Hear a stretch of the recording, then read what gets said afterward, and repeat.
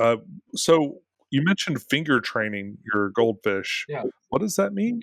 Well, just trying this thing where, so for every feeding session, I would put my finger into the water and just wiggle it around. And if they're hungry, they come up and nip. And every time they nip, I will drop a pellet in for them to eat. Just simply that. And I'm trying to train them to associate food with pecking on my finger. And whenever they want food, they can peck on my finger, and I would drop a piece of morsel in. And this is the eighth day.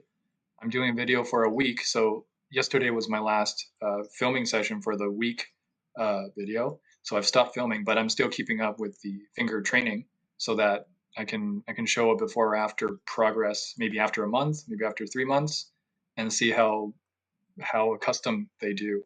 They got they got it pretty fast. At least one of them. The other one is a little slower. But yeah, But aren't they always hungry? I mean, aren't they always going to nip at your finger? yeah, that's the thing. When they eat one or two of the morsels, because I'm feeding like they're they're pretty good sized. They need to take some time to chew, and they don't. They're not super comfortable with my hands yet. They're still fairly new, and they don't feel comfortable just staying on top of the water for no reason. So if they do have some food, they'll go back down and they'll chew it.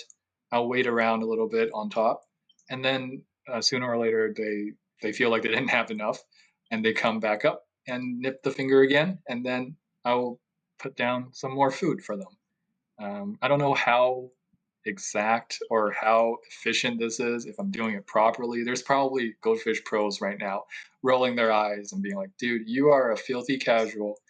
Yeah, yeah, with the hair.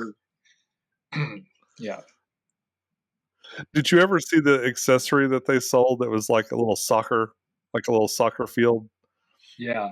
And uh, where you could train your goldfish and stuff? yeah, that's really cool actually. I've seen some videos about that too. I don't know if that's the accessory they used, but they definitely had their own thing where the whole fish tank is a soccer field, and they're just going after the ball. It's pretty cute. Yeah.